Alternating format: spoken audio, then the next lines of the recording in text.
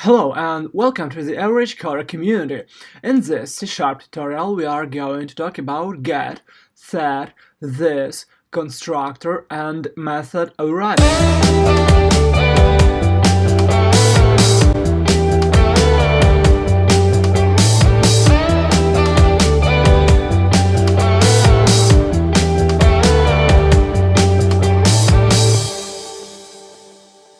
Alright, let's begin from get and set methods. Accessors, I'm sorry. So, for example, let's create inside of the let's create another class inside of the namespace, and let's call it, I don't know, let's make it again dog, and create some kind of variable, and it's going to be private int I. So, and as you may already know that you cannot access this variable outside of this class. But what if you need it? Usually, it's kind of tradition in programming to make all variables inside of the class private. But sometimes you need to access them, and that's why you need accessors get and set. Get and set accessors. So, what is it? Let's create public function. And let's give it data type. A data type of this variable have to be same as data type of the variable that you going to set. And now let's call it I. Or no, let's call it get I, and let's create another public void set I. So now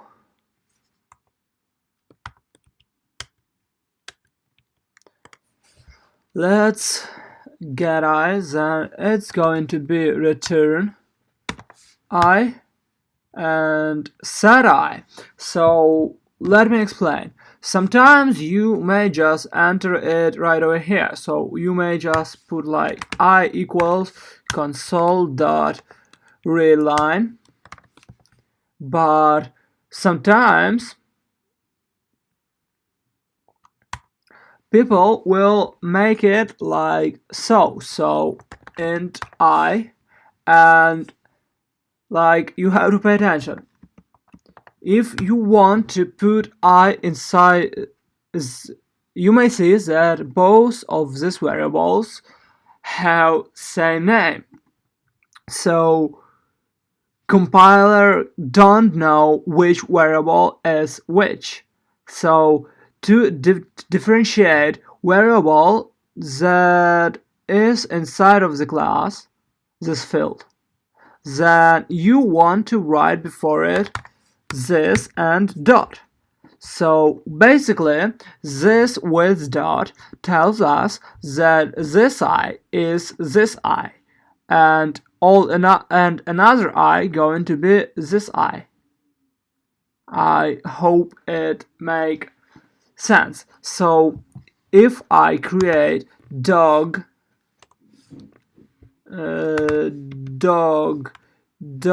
equals new dog and try to set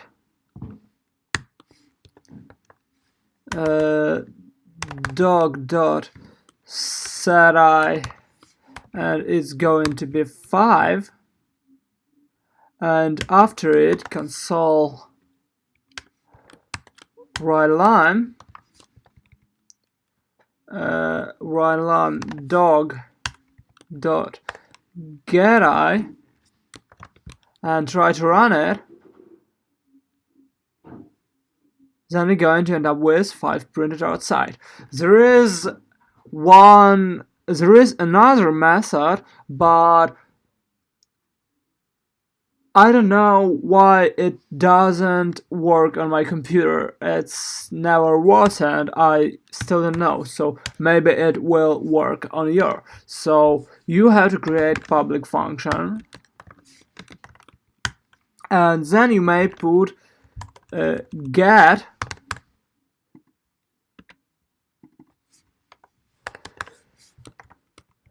I hate when Visual does it.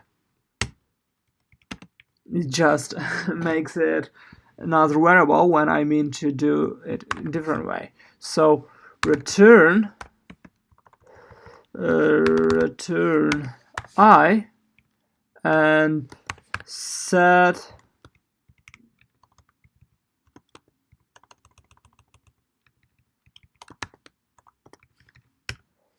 I, then I of this going to equal value.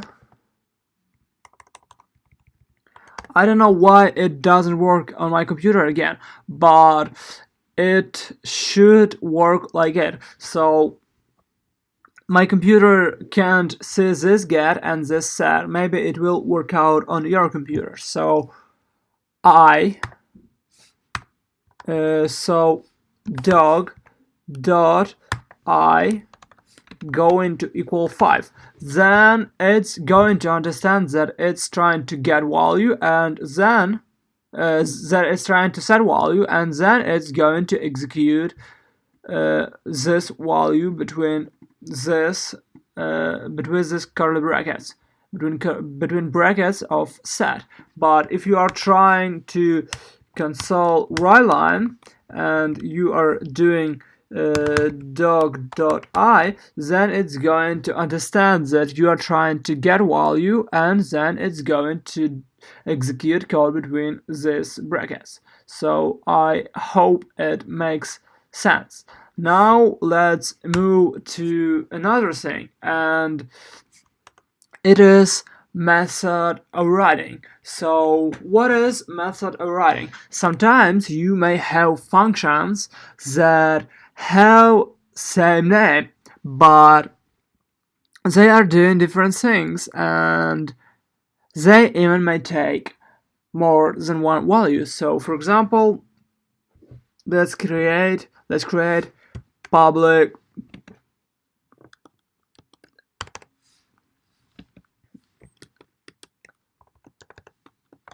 add function that's going to take one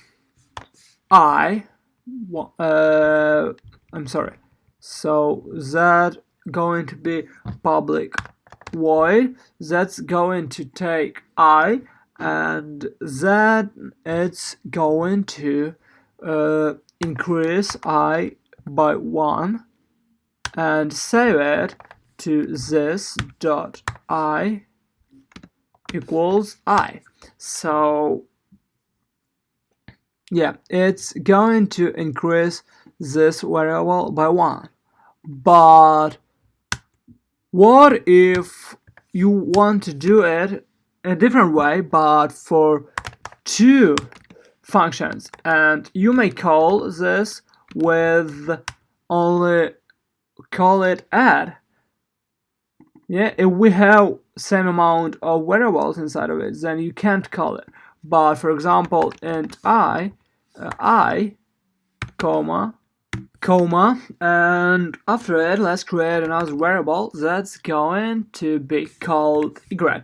And now we're going to increase I by plus, then we're going to say that I equals plus equal y. And after it, we're going to set I of the class to i's that we have created inside of this function. And let's make it no, let's keep it private. So let's write get method again. So public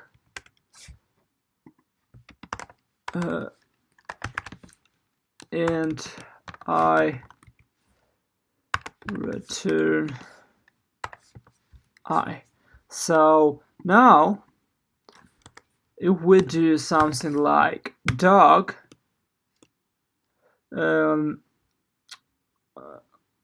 dog add and put inside of it value 5 and then return it, console write line dog dot I, then we're going to end up with 6. So but if I change it and put here comma and put here 5 and run it, then we're going to end up with 11. Why is so? Because even if functions have same name, they have different amount of variables, and it will determine which of this method it should use by amount of the variables that you put between brackets of that function when you are calling it. So basically, if I put two variables, then it's going to search for that function with two variables of that specific type.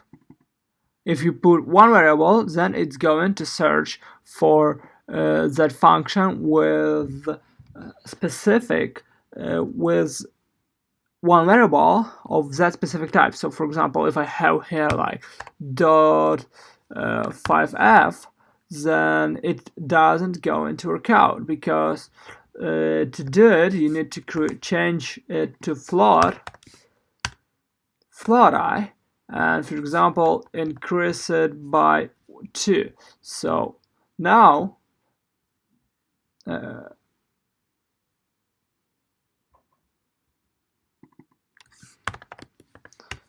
I hope that you have. It's just data type I have to change everywhere. So now if we run it, we're going to end up with 12 and 5. Yeah? Good. It's time of static. So let's change it to public, and let's make this. Let's make this variable. Now, if I create a dog, as you remember, when we was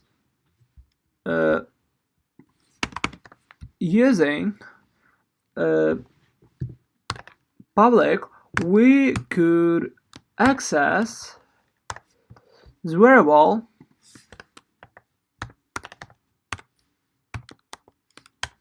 outside of the class. But now if I run it, then it's not going to work out. So why then we need this static?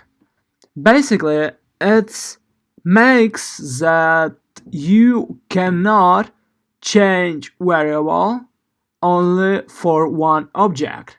Due to the static, you can change this variable for class. So now I can access it like so, dog I and then plus plus. So I'm going to change it to 0, and now then I'm going to change it. I have to do it right over here, dog dot I plus plus. Now it should work. So yeah, now it is 1. So now it should be 1.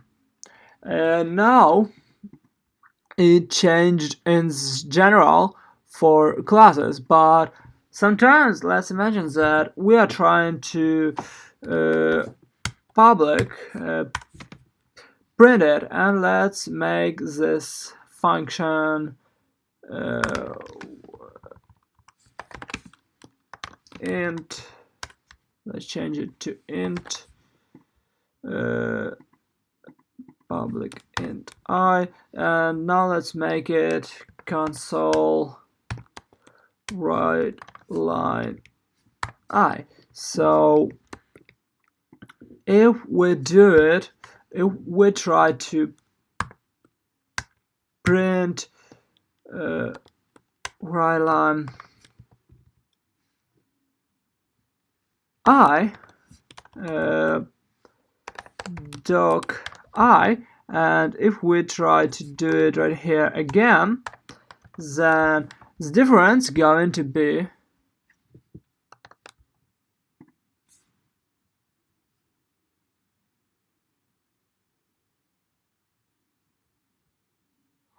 I'm sorry, return I.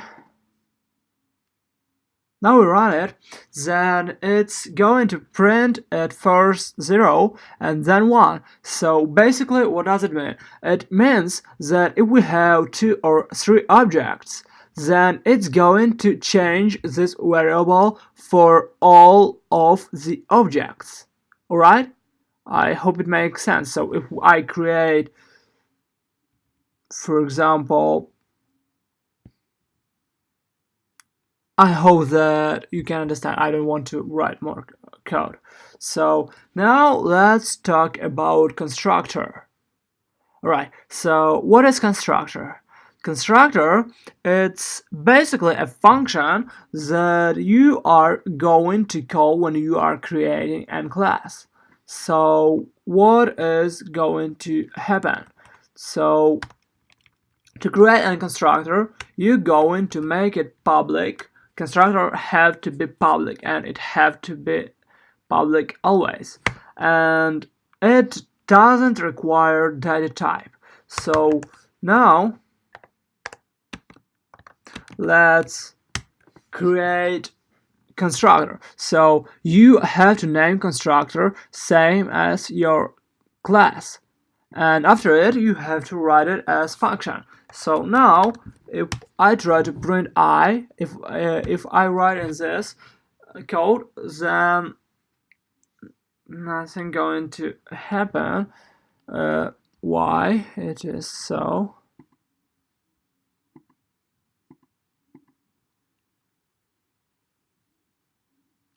Alright, so console.writeLine, nothing's going to happen because I haven't written anything to be printed. So now we run it, we're going to end up with 0. So when you are creating an object, then that's this object going to call this function and execute it. So this function calls each time when you are creating an object. So if I do through comma, like for example doc2, and put here new dog, then we're going to have 2 zeros in our console, and you can do and you can do constructor overriding too, so it works same as with simple methods. Right, so if you liked this video, then don't forget to hit the subscribe button, don't forget about notification bell. See ya, bye.